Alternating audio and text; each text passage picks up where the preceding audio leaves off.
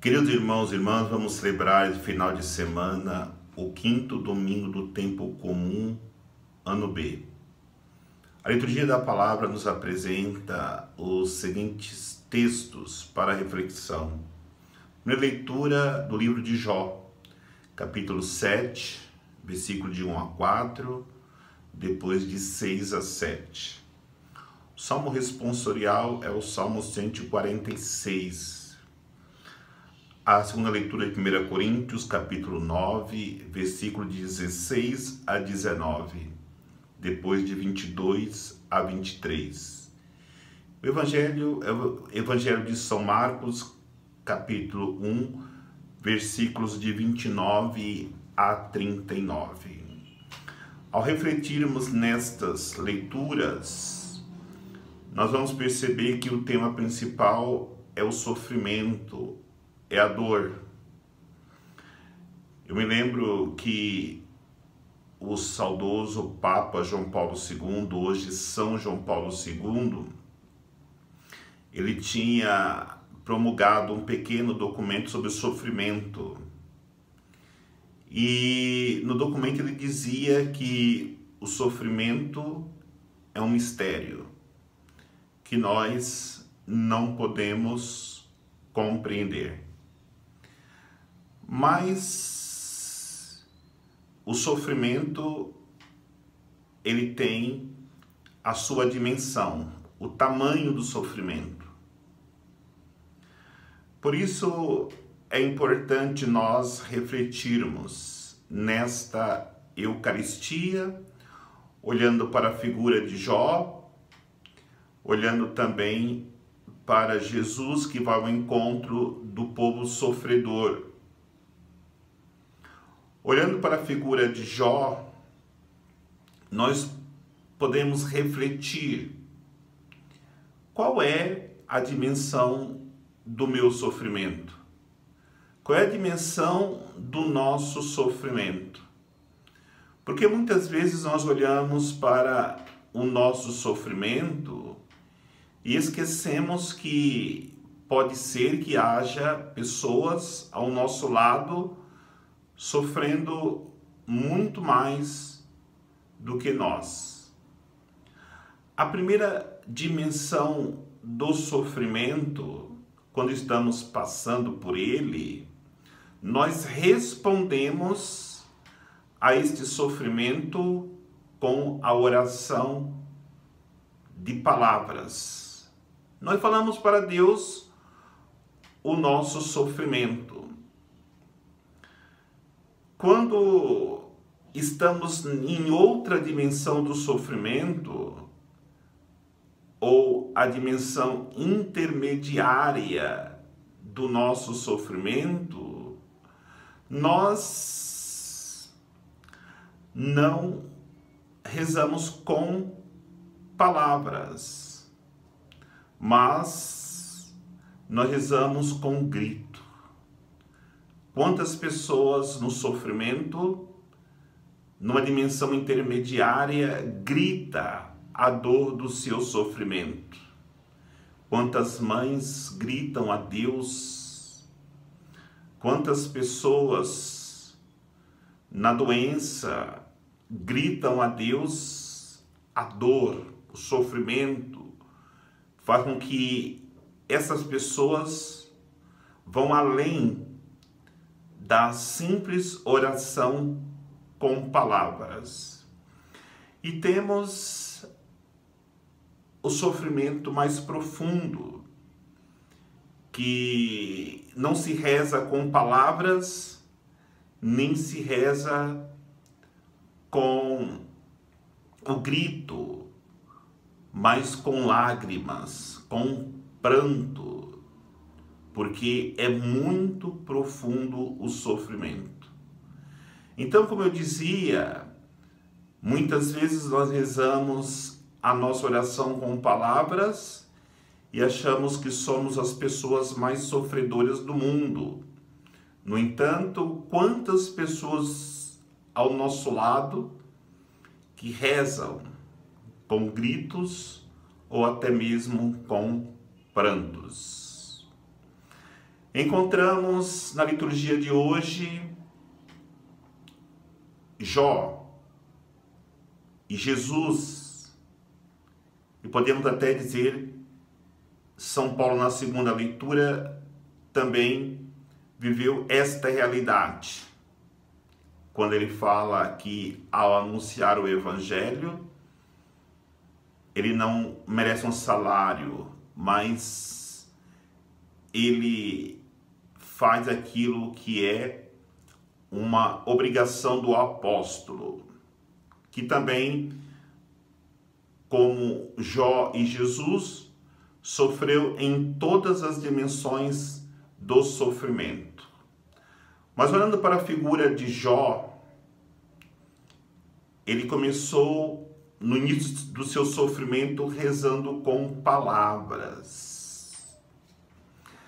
Depois que foi perdendo tudo, os seus filhos, os seus bens materiais, a confiança da sua esposa, ele começa a rezar aos gritos, porque a dimensão do sofrimento foi crescendo.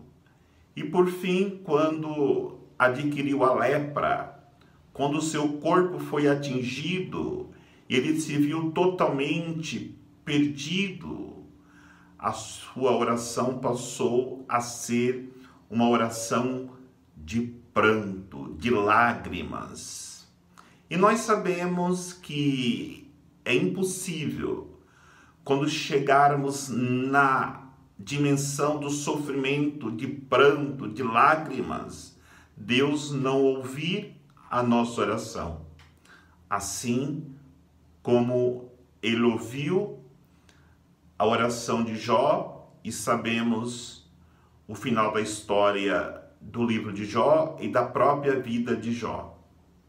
Por isso que na primeira leitura de hoje, Jó reflete sobre a sua vida e diz que a vida do homem na terra é como a vida de um escravo, como a vida de um mercenário. Passa muito depressa e é vivida no sofrimento. Olhando para Jesus, também ele viveu as dimensões do sofrimento. Primeiro, já na cruz, ele reza uma oração com palavras. Mulher, eis aí o teu filho. Filho, eis aí a tua mãe. Depois, já na agonia do crescimento do sofrimento, ele reza aos gritos: Pai, perdoa, porque eles não sabem o que fazem. Perdoa-lhes, porque eles não sabem o que fazem. Esta oração ele faz aos gritos. E no final, já no extremo sofrimento, ele faz a oração em lágrima. Meu Deus, por que me abandonaste?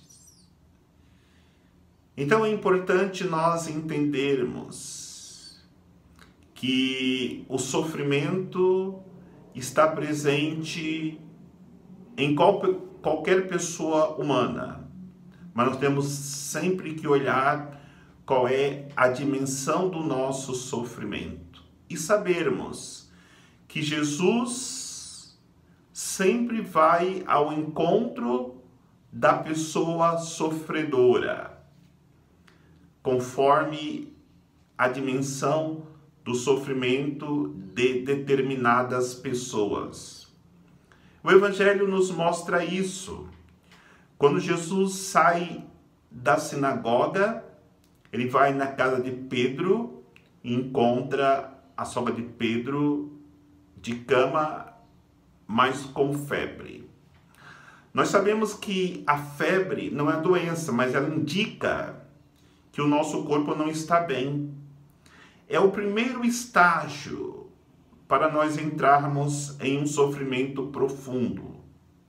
Deixarmos o nosso corpo se adoentar-se e depois vir sobre nós o sofrimento que pode nos afastar de Deus ou até mesmo tirar nossa saúde, seja física, seja psíquica, seja espiritual. Jesus estende a mão para a sogra de Pedro e faz com que ela se levante e comece a servi-lo. É muito importante olharmos para as nossas próprias vidas, se na nossa fé, se na nossa caminhada com Deus, nós também não estamos com febre, estamos desanimados, estamos sentindo que o nosso corpo, que a nossa vida espiritual está se tornando uma vida de enfermo, de doentes. Mas Jesus vai mais fundo ainda, vai dizer quando chega a tarde, já ao cair da noite, uma grande quantidade de doentes é levados a ele para que ele possa curá-los. Esse grupo que chega à tarde, ao cair da noite, já não é mais um grupo que está com febre, mas estão doentes. Vai dizer que estavam com várias doenças e muitos possuídos pelo demônio. São as pessoas que já estão no estágio avançado de doença, se afastaram de Deus, já não rezam mais, já não tem gosto pelas coisas do céu, e Jesus vai ao encontro para curá-los. Quantas pessoas que, embora são batizadas, até frequentaram a igreja, ou até mesmo se tornou uma pessoa religiosa, ou até consagrada, no entanto, hoje está totalmente doente, ou até mesmo com qualquer tipo de mal, porque deixou-se possuir pelo mal. Jesus veio ao nosso encontro nesse domingo para curar essas pessoas, para dar-lhes novamente a saúde. E foram muitas pessoas curadas por Jesus, que se restabeleceram e começaram uma vida nova em Cristo. Mas acredito que o estágio maior da doença das pessoas encontramos no final do Evangelho, no último gesto de Jesus, que levantar de madrugada para rezar. Porque a maioria das pessoas se tornam com febre, ou doentes, ou possuídas pelo mal, porque não tem mais vida de oração. E o gesto de Jesus de levantar-se de madrugada, nesse último estágio do seu dia missionário, depois de estar na sinagoga, depois de ir à casa de Pedro procurar a sua sogra, depois de passar a tarde até chegar à noite curando pessoas, ele se retira de madrugada para rezar. É importante nós entendermos isso. A maioria das nossas doenças é porque não temos intimidade com Deus. E é claro, o levantar-se de madrugada de Jesus para rezar é porque, pelo seu dia tão cheio, ele não tinha tempo para rezar de manhã, nem à tarde, nem à noite. Talvez esta seja a nossa situação não sobra tempo para oração. Então nós precisamos encontrar tempo para estarmos com Deus. E talvez o único tempo que sobrará é de madrugada. E Jesus fazia isso porque ele sabia, no momento que ele se encarnou, se tornou homem, ele viveu toda a condição humana, exceto o pecado. E por isso ele sabia, se ele não buscasse a intimidade com Deus, no único tempo que sobrava para ele, ele também poderia ficar febril, ficar doente e não responder a Deus o chamado, a missão que Deus lhe confiou para que ele pudesse salvar a humanidade. Queridos irmãos e irmãs, não paremos em nossos sofrimentos, seja ele qual dimensão tomou em sua vida, mas procuremos a Deus na oração para vencermos todas as enfermidades e nos entregarmos como oferta a Ele para assim cumprir a nossa missão, seja qual for a missão que Deus lhe confiou. Que Deus nos abençoe, em nome do Pai, do Filho e do Espírito Santo. Amém. Um santo domingo.